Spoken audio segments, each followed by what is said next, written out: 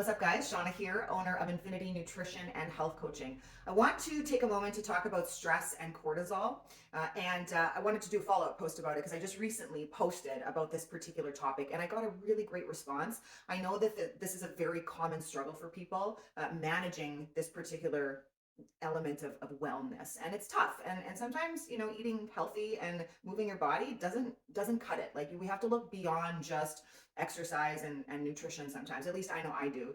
So I want to share quite a few tips and strategies that you can implement to help improve and manage your stress levels, bring your cortisol levels down if they're high, to just feel better in general. Now, I want to share a story before I go into any more information and tips. So I was at the doctor. I was at the doctor's a couple weeks ago, and I go and I check in, and I'm rushing. I'm always rushing. And so I check in. I grab a seat in the waiting area. I'm not really in tune with my surroundings, and I'm like on my phone, probably on social media, just scrolling away. And this woman walks in, and she's like about maybe in her late 70s, 80s maybe. And she walks in nice and slow. She checks in at the front desk. She's so pleasant. She is not rushed at all.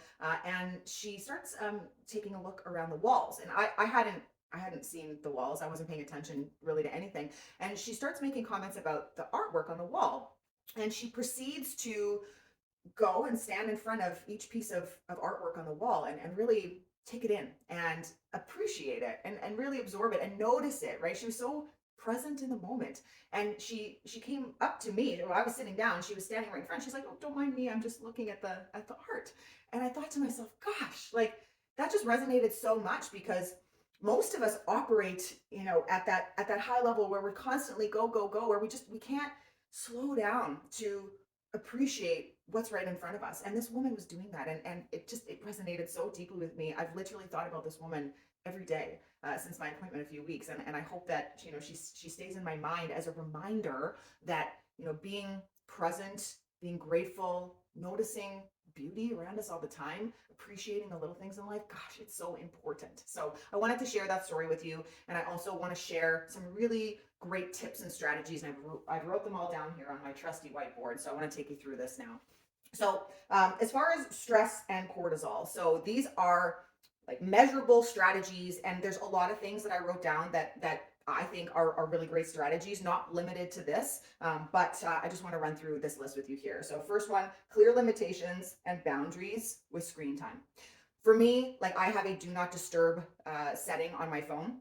And so it is scheduled for a certain time in the morning when I'm with my daughter, and a certain time in the evening when I'm with my daughter. So I'm not distracted or interrupted, and I can really spend that good quality time. Set clear work life balance boundaries for myself too, so I'm not always checking my emails or what have you. So that's one really cool thing that I've been doing that's working really well. I think we need to monitor our time on social media, because most of us spend far too much time on those platforms. And when we are on social media, really trying to keep it positive, not get sucked into some of the dramatics or the negative stuff out there, because it can be really discouraging to see some of that content. So just be really selective with what you're looking at and how you're being influenced. Okay.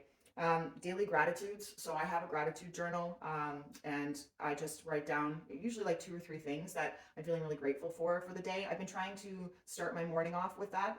Sometimes I'll end my day with that as well, but really just giving some thought as to what you're grateful for, because we do have a lot to be grateful for. There's always the glass half full mentality that we can take to approach life. So that's really helpful. Meditation. I'm not particularly good at this one, but I'm trying. I have an app on my phone. There are a lot of meditation apps, so you can just throw one on 5 minutes, 10 minutes, maybe longer. I know for me, I'm pretty good with being consistent before bed. I'll put on a meditation, which not only helps me be in the moment, calm down, bring my stress and cortisol levels down, and then it helps my sleep too. So meditation is really, really powerful. Outside walking, I really did not do well with this past season. I blamed it on the weather. I see, crappy outside, but I think that it's an excuse, right? Like we can find reasonable walking paths in the winter, and we can bundle up when it's windy. But outdoor specifically, getting fresh air, getting some vitamin D. There's just something about being, in that environment outdoors that's really good for our soul. So walking is good in general. If you can do it outside, even better. So that's one of my takeaways, is to get better at walking. Social connection with friends. This is so key. This is something that I've this past year really tried to put more effort into. I know this Friday I connected with an old friend. We're going for coffee, so I'm really excited about that. So it's just making that time to have those social connections. Connections is so critical. So if you find yourself, like you're isolating yourself maybe a little bit, or there's just not enough balance between some of that like fun time where you can just have fun with friends, like that's part of life. That's really important. So try to prioritize that. Reach out to an old friend maybe. Journaling. So journaling, jotting the thoughts in your mind down, that can be really helpful, just getting things out. And this can be good. It can be getting some frustration out, like just getting it on paper. It can be a good release, right? And stress release, right? So journaling is also really good. Breath work, breathing. So take a deep breath in through the nose, out through the mouth. I know I saw a breathwork seminar I really wanted to do as of recently. There are seminars, there are breathwork coaches out there, but there's so much power in just the breath and being able to control and manage our stress levels, and how our body is responding through breathing. So consider that as a good one. Yoga. So I've gotten into hot yoga again. So I'm really excited about that. That's so good for mental health, so good for stress management, plus the physical benefits, of course, as well. Laughing and being silly. So laughing and being silly, this is so important. I love to laugh, and I'm really actually like this like little like kid goof at heart. But I found personally, I've been too rigid, like for a long time. Being a single mom, with a business is challenging. So I really need to make a conscious effort to like just be silly and goofy. My almost 3-year-old daughter is very helpful with reminding me that this is fun. So don't be afraid to be silly and goofy, and laughter is the best medicine, as they say. So that's really important. Taking time off work. I am due for a vacation, and I'm gonna damn well take it. So work-life balance, you gotta take time off work, especially if work is such a big source of your stress, right? So take that you time. Don't feel guilty with taking time off that you're entitled to. You deserve it. I know I have to tell myself this too. It's hard as the boss, but like you gotta do it, right? To be your best at work, you have to also separate yourself from work sometimes. So take that time. Therapy. So therapy is great. I've posted about the benefits of therapy before. So talk to a counselor or psychologist or whoever, or professional support. And I just want to make a note about this. For me, so I'm in recovery. I'll be sober for 8 years this May. And one thing that I've been considering is getting more back into my 12-step programs, because it's really good for mental health and being the best person you can be in terms of the steps they practice. So for me personally, this is something that has been on my mind that I'm going to try to get back into a little bit more regularly. Doing activities that bring joy to your life. So if you were to make a list of the things that you would look forward to, that you get really excited to do, that like you would just love to do in the moment. Like I think for me, I love softball, so I'm excited for my softball season. Horseback riding, I love. So like that would be something I would look more into doing. If I had the option around here. So just what brings you joy, right? Seems so simple. Like what makes you happy? Write a list and do it. So those kinds of activities.